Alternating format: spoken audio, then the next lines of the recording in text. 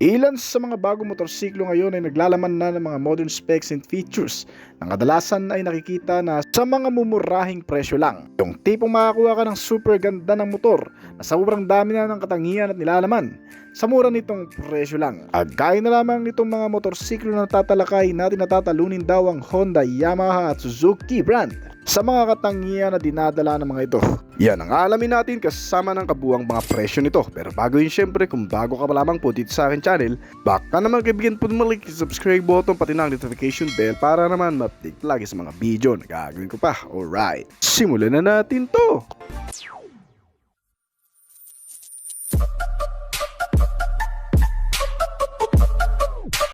Ang Motoposh Evo Deluxe 150.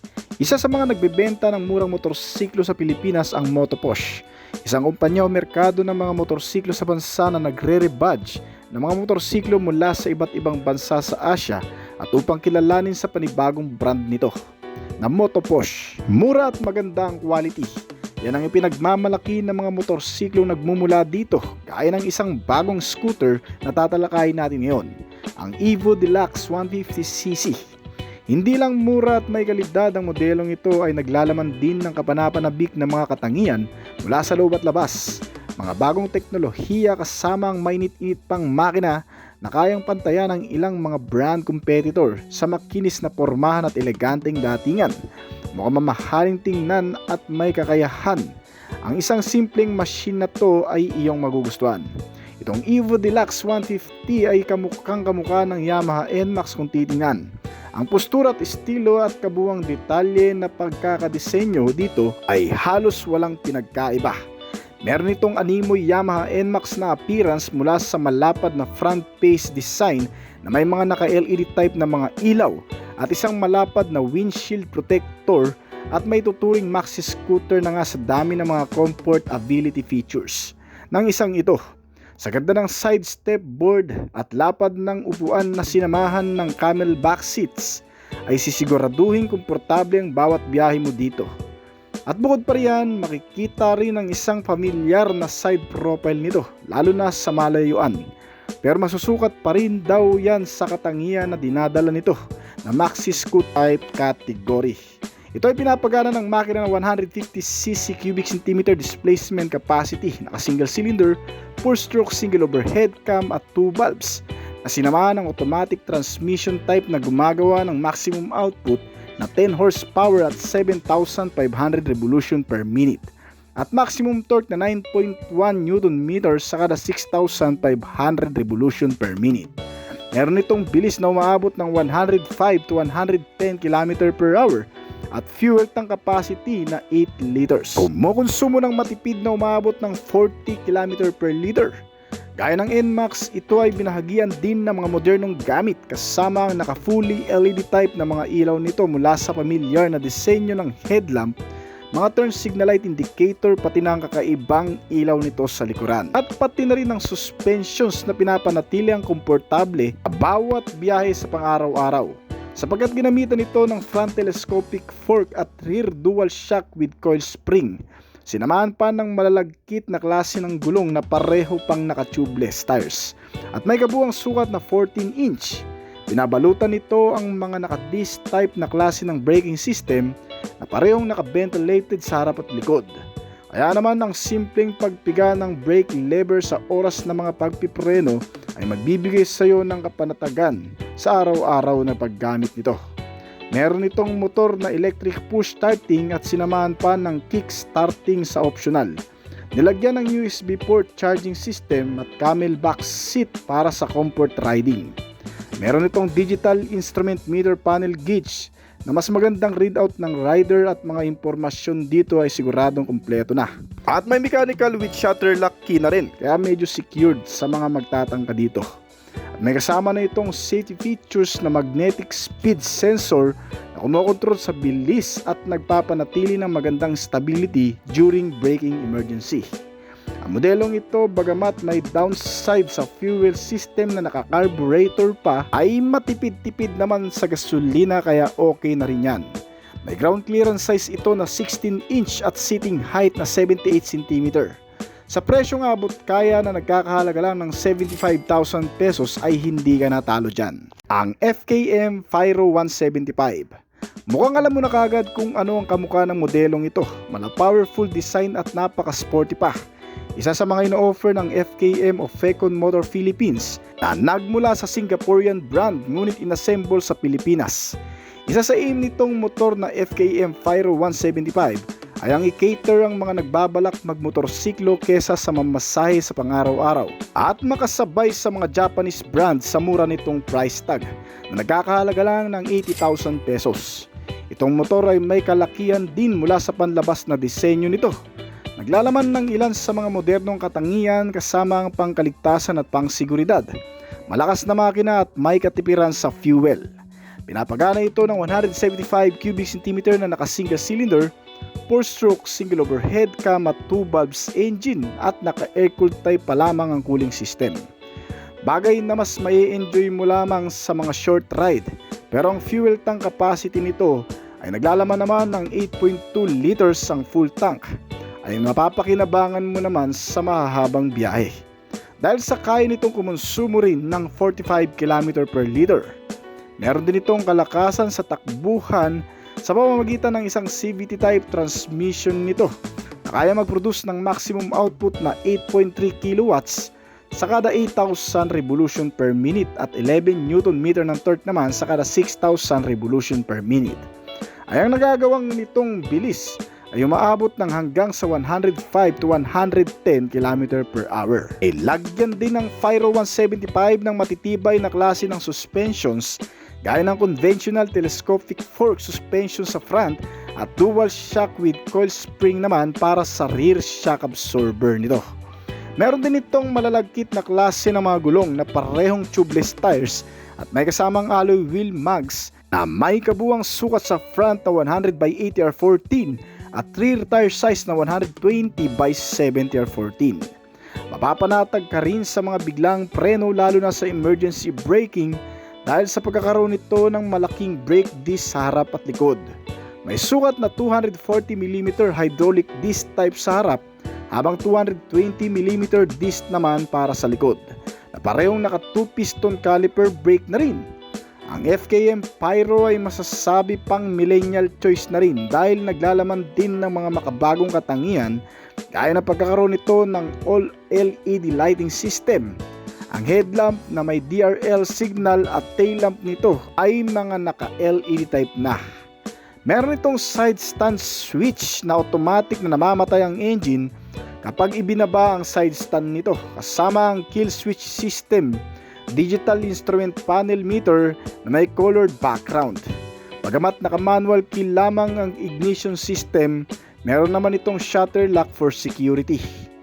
Ilan pa sa mga ino-offer nito ay ang pagkakaroon din ng malawak na compartment-based storage at mga console pocket na inilagay sa harapan.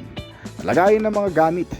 Meron itong kabuwang sukat na wheelbase na 135 cm at may ground clearance size na 150 mm. Ang seating height nitong motor ay nasa 78 cm at tumitimbang ng hanggang sa 124 kg.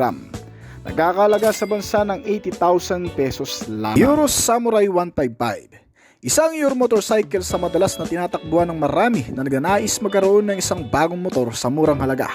Para sa kalaman ng marami, ang Euro brand motorcycle ay sariling brand ng Mitsubishi Philippines na distributor ng Kiwai at SYM at may sariling paggawaan ng motor dito sa Pilipinas. Nanggagaling ang mga spare parts nito o bahagi ng mga motorsiklo nito hindi sa China kundi sa Taiwan. Isang producer at manufacturer na pinagkakatiwalaan na rin ng iba't ibang brand.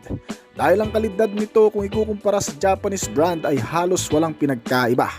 Gaya ng bagong modelong inilabas nito sa Philippine market, ang Euro Samurai 155.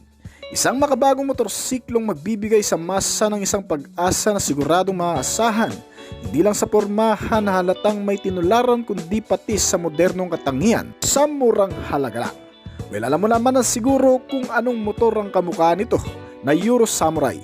Katulad ng kaparehong brand, nilagyan din ito ng special features na makatutulong sa iyong pang-araw-araw, kabilang ang naka-full LED type lighting system, kasama ang headlamp na may DRL, mga signal indicator light, at ang tail lamp nito para sa pagpapabuti ng kaligtasan sa madidilim na pagpapaandar. Nakakilis na rin ng ignition system nitong motor kaya medyo secured at madali ng paganahin.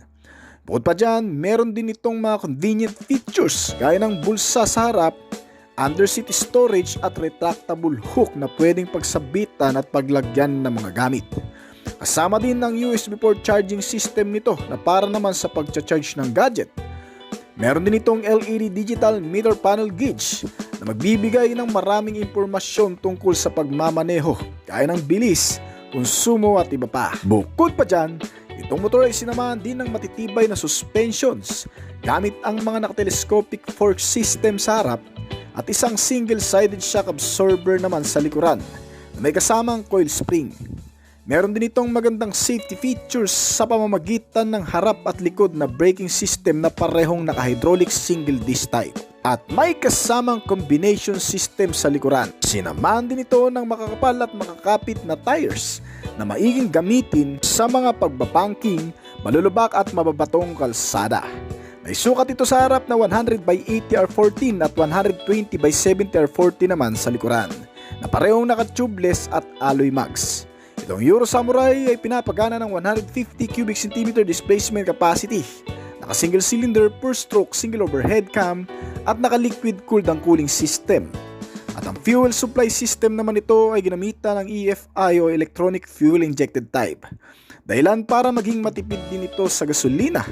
Sinamahan din ito ng makabagong features na idling stop and start system na nakatutulong sa pagtitipid nito lalo sa konsumo. Kaya nitong umubos ng 1 litro sa loob ng 40 hanggang sa 43 kilometro na layo ng tinakbo at may fuel tank capacity na 6.5 liters. Kaya pwedeng pang long ride at sa mahahabang biyahe. Kasama sa mga nagpapagana dito sa motor ay ang isang CVT type transmission nito na gumagawa ng lakas na 10.8 kilowatts sa kada 8,500 RPM at 14 Nm ng torque naman sa kada 6,500 RPM. Ang average top speed nito ay umaabot ng 115 km per hour. At para naman sa kabuwang sukat, may ground clearance itong motor na 11 cm at may kabuwang bigat na 108 kg. Dito sa bansa, nagkakahalaga lamang ang kabuwang presyo nito ng 88,900 pesos na sobrang mura na. Rusi Rapid 150. Isa sa mga ikinukonsidera ng mga kababayan nating may sapat lamang na budget sa pang-araw-araw ay ang pagbili ng motor na Rusi brand.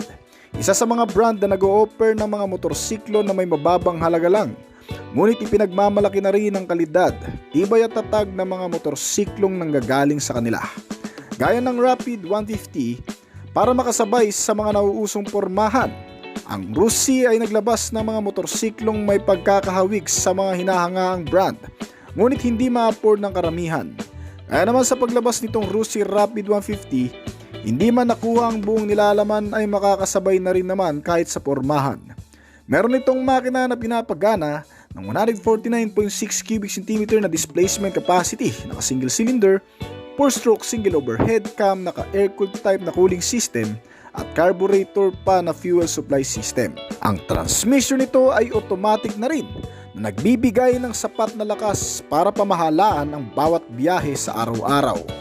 Kaya nitong mag-produce ng maximum output na 7.8 kilowatts sa kada 7,500 RPM at 10.5 Nm ng torque naman sa kada 5,500 RPM. Kaya pagdating sa takbuhan, ang bilis nito ay umaabot ng 105 km per hour at malayo-layo na rin ang mararating gamit ang 5 litrong fuel tank capacity nito na kumukonsumo naman ng 38 km per liter. Itong Rusi Rapid 150 ay sinamahan din ng mga matatatag na suspensions kahit ihataw sa malulubak, gaya ng pagkakaroon sa front ng nakatelescopic fork at rear suspension na dual shock with coil spring. Kasama ang makapit na braking system na naka-disc sa front at may 2-piston caliper habang drum brake naman para sa rear. Ang balansing pagpapaandar ay sa pamamagitan ng makapal na tubeless tires nito na may kabuang sukat sa front na 110/70R13 at 130/70R30 naman sa rear. Kabilang sa mga nagpapagana dito sa motor ay ang ignition system na may manual key at may shutter lock na rin. Isa pang option para sa pagpapaandar nito ay ang kickstarting at ang electric start system nito.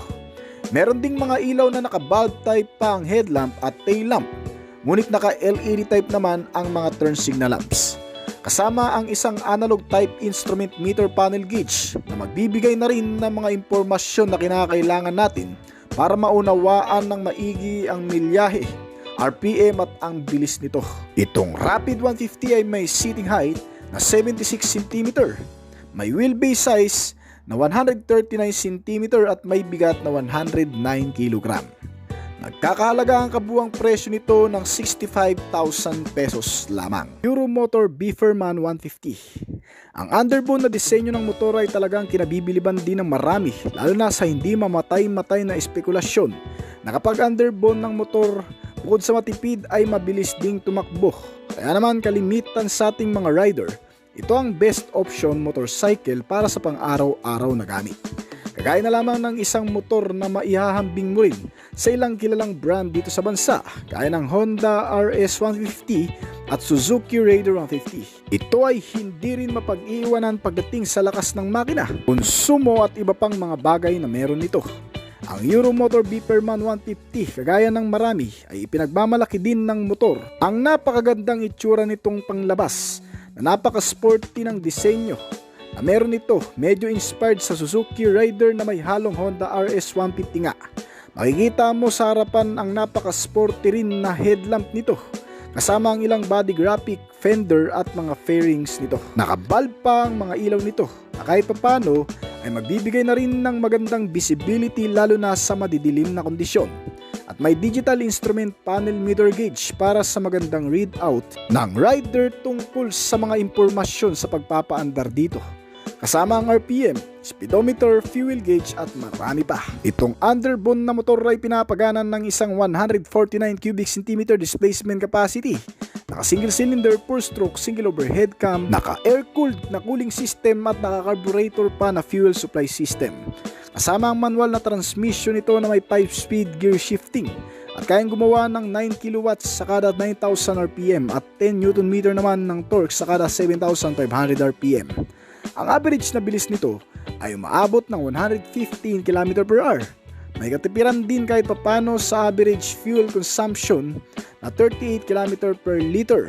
May fuel tank capacity na 5.5 liters. Pagdating sa safety measure, ito rin daw ay hindi magpapahuli kasi may malakas na kapit ang brake at may parehong gulong na may sukat na 17 pulgada na may malalagkit ding mga pagkakadesenyo na pareho ding mga may nakakabit na disc type na braking system.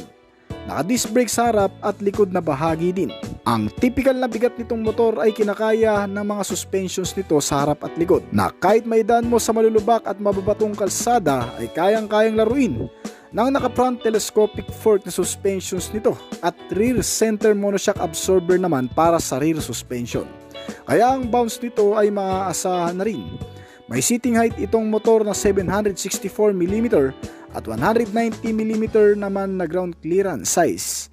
May bigat na 117 kg at nagkakahalaga ang presyo nito ng 56,800 pesos dito. Rusi Flame 150i. Isa sa mga pinagkakatiwalaan ng mga taong naghahanap ng mas murang motorsiklo sa bansa ay ang Rusi brand. Isang lokal na producer ng mga motorsiklo mula sa bansang China ay nagbibigay din sa mga tao ng pag-asa na makabili ng isang transportasyon na magagamit sa pang-araw-araw sa mura nitong halaga.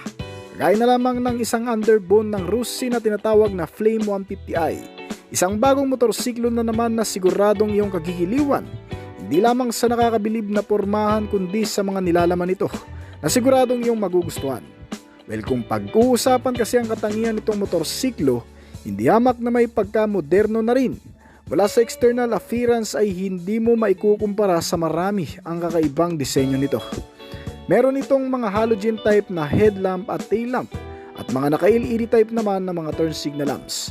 At bukod pa dyan, kinukumpleto din nitong motor ang pagiging convenient sa pagkakaroon ng USB port charging system na kung saan ay makakapag-charge ka na dito ng cellphone na lowbatt. Meron itong mga naka-disc brake sa front and rear na braking system na nakatupat caliper piston sa front at mga naka-mugs na alloy wheels naman sa pareho nitong gulong. na naka-tube tires pa na may kabuwang sukat na 70/90 sa harap at 110/70 naman sa likuran na parehong may 17 pulgada na laki. Ginamitan din ng modelong ito ng isang telescopic fork na front suspension at isang center monoshock naman sa likod. Pinapagana ito ng 149 cubic centimeter displacement capacity, naka-single cylinder, 4-stroke, single overhead cam at may fuel supply system na electronic fuel injected type na nakakonekta sa isang manual na transmission at may 5-speed na gear shifting na kayang gumawa ng 7.8 kW sa kada 7,000 RPM at 11.5 Nm naman sa kada 5,500 RPM. Ang bilis nito ay umaabot ng 110 to 115 km/h. Sa nipis ng body figure ay siguradong hawiin lang ang mga hangin na makakasalubong nito sa kalsada at madali ring isingit sa matatraffic na lugar.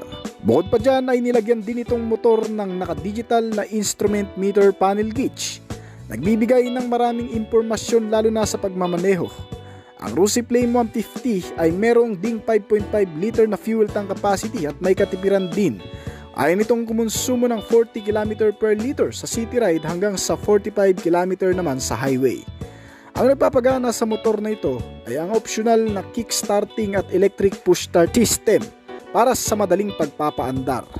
Meron itong seating height na 770 mm at nagkakahalaga sa bansa ng 67,000 pesos na Skygo Volt 150.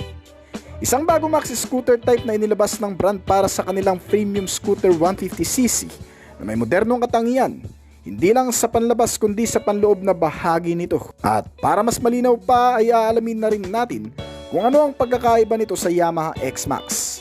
Unang-una, ito ay gawang Pinoy na nakabase ngayon sa Cebu, ang Skygo Motorcycle Philippines. Ay nakilala na ngayon ng brand mula nung una itong inilunsad noong 2003 pa dito sa bansa. Ang mga motor na nanggagaling dito kahit papano ay mapagkakatiwalaan na rin. Madaling hanapan ng piyesa, mura at mas alam na rin natin. Itong bagong Skybolt sa unang tingin kung hindi mo masyadong susuriin ay akalain mo talagang Yamaha X-Max din. Meron itong features na hindi nalalayo sa tinularan nito.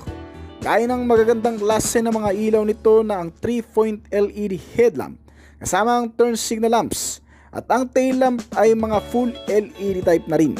Agaw attention din ang signature na disenyo nito sa frontal face mula sa Yamaha na may pagka-sharp looking. Medyo bulking body build kasama ang malalapad na upuan nito na garnish at fairings, matataas na windscreen protector at ang sariling estilo ng color combination nito. Dinadala nito ang parang bagong na-upgrade na klase ng Yamaha X-Max dito sa bansa. Kung sa presyo, ang pagbabasian ay hindi hamak na mas mura nga ito sa karamihan. Nagkakahalaga lang ito ng 115,000 pesos lang na kung susumamuin ay hindi ka na rin naman talo kung magkataon man. Well, kung hindi mo ma-afford ang Yamaha X-Max na may presyo na 299,500 pesos at hilig mo talaga ang mga ganitong klaseng motor, pwede mo na rin sigurong maging opsyon ang modelong ito kung hindi ka naman nakatingin sa kung anong brand na meron ito. Meron itong sapat na dami ng features kung gagamitin for daily use sa city ride o long ride. Gaya ng malapad at malambot na upuan nito. Hindi masakit sa bat, yan ang sigurado sa lahat. May mahabang side-to-side step board na magbibigay ng relax na biyahe kung ang paa mo dito ay itataas. Isa pa, nilagyan din ito ng may kalakihang underseat storage. Not bad, kasi pwede mo na rin namang paglagyan ng mga gamit. Napaka-accessible din na modelong ito lalo na kung ayaw mong bumaba ng motor kapag nagpapagas. Nasa harap na rin kasi ang fuel lid o lagayan ng gasolina nito para walang hassle at mas mabilis. Bali itong motor ay pinapagana ng isang makina na 149.3 cubic centimeter displacement capacity na naka-liquid cooled type na ang cooling system. Naka 2 valves lang ang engine nito at naka single cylinder 4-stroke single overhead camshaft na may fuel supply system na injected type na may katipiran din kumonsumo. Kaya nitong umubos ng 1 litro sa layo ng 40 km. May compression ratio itong motor na 10.6:1 at naka CVT type na transmission at variable gear shifting. Gumagawa ito ng lakas na 12 horsepower sa kada 8,500 RPM at maximum torque na 11.8 Nm naman sa kada 5,500 RPM. Ang bilis nito ay umaabot daw ng 110 to 115 km/h. Hindi pa sigurado yan kasi depende pa rin sa makakagamit yan. Meron itong malawak na fuel tank capacity, tiyak na magugustuhan mo rin dahil kaya nitong magkarga ng hanggang sa 13 liters na full tank. Kagaya na lamang din ng Yamaha X-Max ang laki nito. Ang bawat mga suspensions naman nito sa front ay ginamitan ng naka-telescopic fork at habang ang rear suspension naman ay naka-dual shock na may kulay pulang coil spring. Meron itong magagandang klase rin ng braking system sa front and rear na ginamitan ng parehong naka-disc brake at may malalapad ding mga gulong na ang sukat sa front ay 110 by 70R13 at sa rear naman ay 130 by 70R13 at naka-alloy mags at tubeless tires na rin. Bukod pa dyan, may malaki rin itong instrument meter panel gauge na makikita sa harap.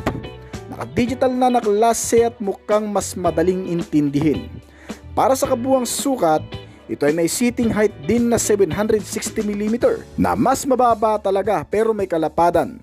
Kaya lang sigurong itaas ng hanggang sa 5'3" ang height at ang bigat naman nitong motor ay nasa 141 kg at nagkakahalaga ang kabuuang presyo ng 115,000 pesos lamang. Alright.